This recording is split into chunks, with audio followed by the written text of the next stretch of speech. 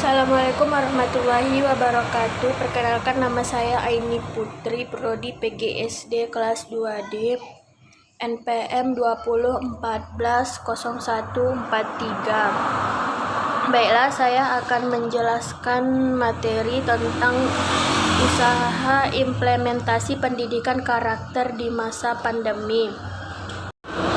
Mendikbud dalam isi surat edaran nomor 4 tahun 2020 itu juga menyatakan bahwa pembelajaran daring atau jarak jauh difokuskan pada peningkatan pemahaman siswa mengenai virus corona dan wabah COVID-19. Adapun aktivitas dan tugas pembelajaran dapat bervariasi antar siswa sesuai minat dan kondisi masing-masing, termasuk dalam hal kesenjangan akses atau fasilitas belajar di rumah. Bukti atau produk aktivitas belajar diberi umpan balik yang bersifat kualitatif dan berguna dari guru, tanpa diharuskan memberi skor atau nilai kuantitatif.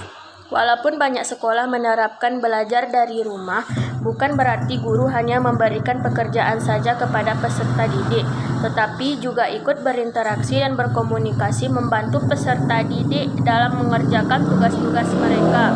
Guru tetap perlu berinteraksi dan berkomunikasi dengan siswanya meskipun tidak dari dalam ruang kelas. Sampai hari ini, ruang kelas masih dipandang sebagai pendidikan yang sesungguhnya oleh sebagian besar rakyat Indonesia.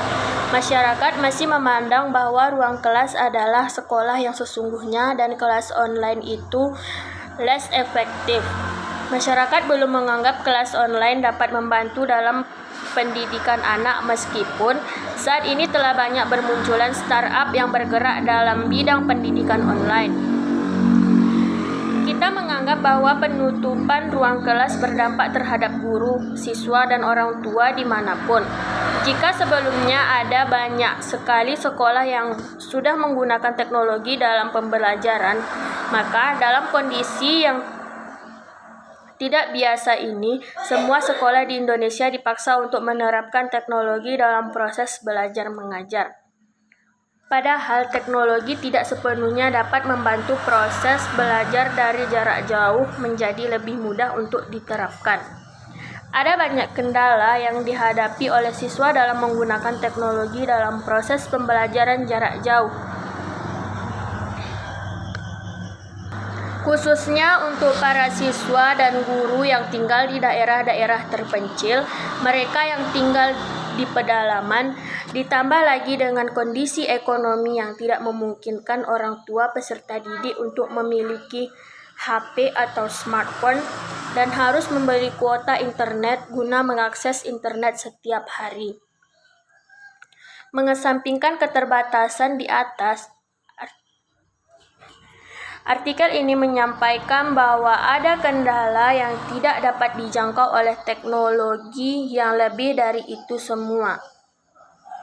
Bahwa teknologi tidak dapat menyentuh salah satu inti dari pendidikan, yaitu pendidikan karakter.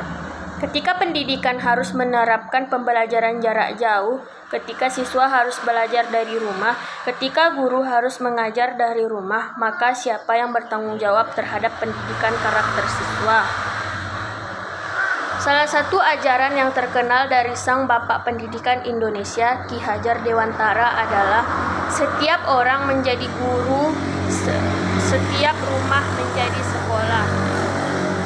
Mengintegrasikan ajaran beliau dengan tujuan kurikulum 2013, maka setidaknya kita dapat mengambil dua pelajaran. Pertama, bahwa setiap anggota keluarga yang lebih dewasa harus dapat mengajarkan sikap spiritual, sosial, pengetahuan, dan keterampilan.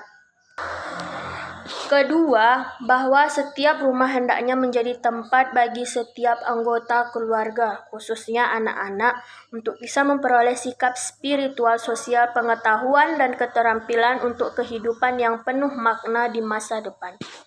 Sikap spiritual dan sosial inilah yang akan membentuk karakter peserta didik.